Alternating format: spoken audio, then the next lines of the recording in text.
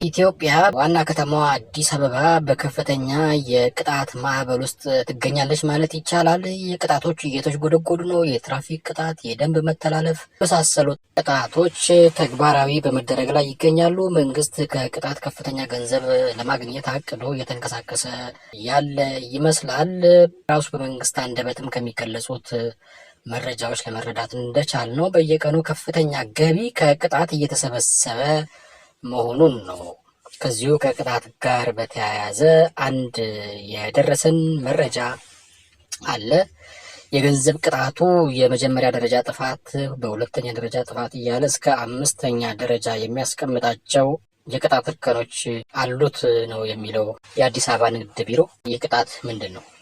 የአዲስ አበባ ከተማ አስተዳደር ንግድ ቢሮ ደንብ 185/2017 የተሰኘ ትራንስፖርት አገልግሎትን ምሽት 4 ሰዓት ድረስ በመንገድ ዳር የሚገኙ የንግድ ተቋማት ደግሞ ምሽት 3:30 ድረስ እንዲቆዩ የሚያስገድድ ደንብ ከመጋቢት 10 ጀምሮ ተግባራዊ ማድረጉ ይታወቃል። ደንቡን የአዲስ አበባ ከተማ አስተዳደር ካቢኔ ያጸደቀው የካቲት 29 ቀን 2017 ዓ.ም የነበረ ሲሆን ይህ ደንብ መመሪያዎች ተዘጋጅተውለት ከመጋቢት 10 ቀን 2017 ዓ.ም ጀምሮ ተግባራዊ መሆን ጀምሯል።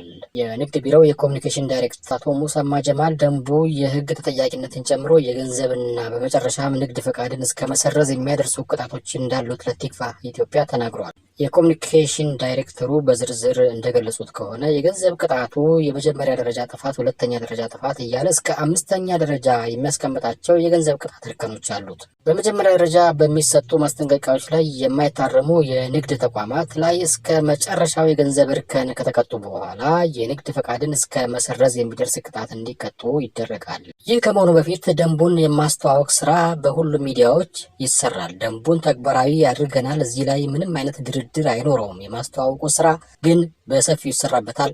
የቅጣት እርከኖቹን ይፋ ማድረግ ጀምረናል። ደንቡ ዝርዝር መመሪያ በቢሮው እየተዘጋጀለት ነው። በፍጥነት ጨርሰን ግልጽ እናደርጋለን ብለዋል። ህጉ የሚሰራው የኮሪደር ልማቱ ያለባቸውን አካባቢዎች ብቻ ሳይሆን በመላው አዲስ አበባ በ11ዱም ክፍለ ከተሞች ዋና ዋና መንገድ ላይ የሚገኙ ሁሉንም የንግድ ተቋማት ላይ ነው።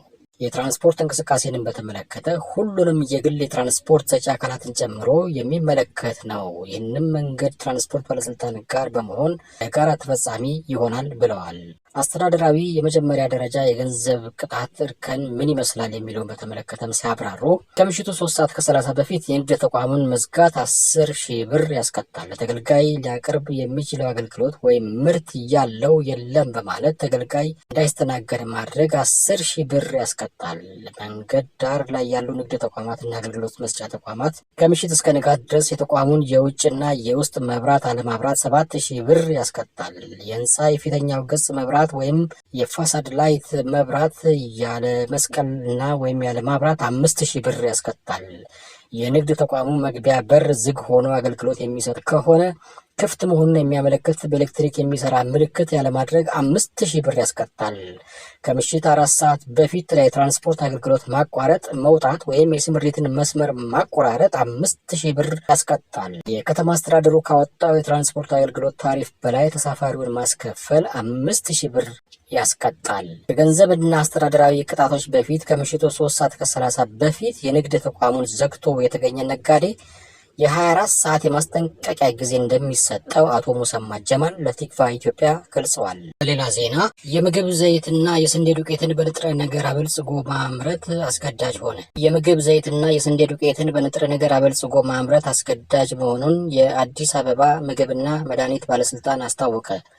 በባለስልጣኑ የቁጥጥር ዘርፍ ምክትል ስራ አስኪያጅ አቶ እንጋ እርቀታ እንዳስታወቁት የምግብ ዘይትና የስንዴ ዱቄት ለሚያመርቱ ተቋማት በንጥረ ነገር እያበለጸጉ ማዘጋጀት እንዳለባቸው ከ2 ዓመታት በፊት መግባባት ላይ ተደርሷል። አምራቾች የተሰጣቸው 2 ዓመት የዝግጅት እና የትግበራ ጊዜ አሁን ተጠናቆ አስገዳጅ መሆን ጀምረዋል።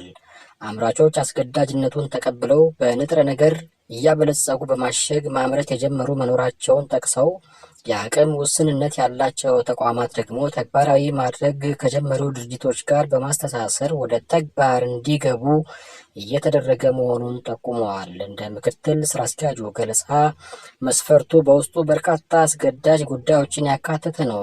ብሔራዊ የበለጸገ ምግብ ምልክት ያለው ሆኖ እንዲቀርብም ግዳጅ ተጥሏል።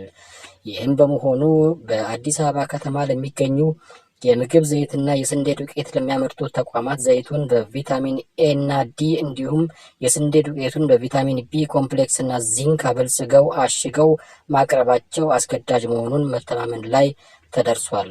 ቀጥለናል። ክቡራንና ክቡራት ተከታታዮቻችን፣ ቀጣዩ ዜናችን የሚወስደን ደግሞ ወደ የሲዳማ ክልል ሐዋሳ ከተማ ውስጥ የተፈጸመ አንድ ከምግብ ጋር የተያያዘ ወንጀልን ይመለከታል።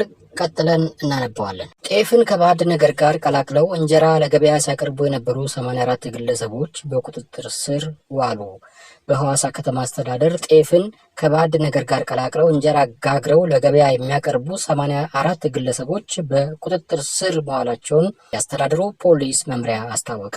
የመምሪያው ኃላፊ ኮማንደር መልካሙ አየለ እንደገለጹት በዋናነት በታቦር በቱላና ዳቶ ክፍለ ከተሞች ከዚህ ጋር በተያያዘ በ30 ቤቶች በተደረገ ፍተሻ ለጋገራ በተዘጋጀ ሊጥና ዱቄት ከተለያዩ ባዕድ ቁሶች ጋር ተይዟል። ግለሰቦቹ ፈቃድ ሳይሰጣቸው በማህበር ራሳቸውን አደራጅተው ወደ ስራ እንደገቡና ጤፍን ከባዕድ ነገር ጋር በመቀላቀል በህገወጥ መንገድ እንጀራ ጋግረው ለሆቴሎች ሲያቀርቡ እንደቆዩም ለኢትዮጵያ ዜና አገልግሎት ተናግረዋል።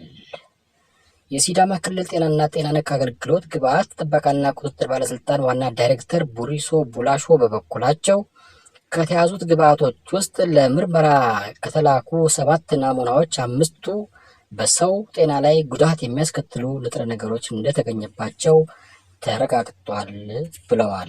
ይህ ሪያሊቲ ሚዲያ ነው። ለዛሬ የተዘጋጀላችሁ መረጃዎች እዚህ ላይ ተጠናቋል። በሌላ ጠቃሚ መረጃዎች ተመልሰን እንመጣለን። እስከዚያው ሰብስክራይብ፣ ላይክ፣ ሼር በማድረግ ቻናሉን እንድትደግፉ እንጠይቃችኋለን። እናመሰግናለን።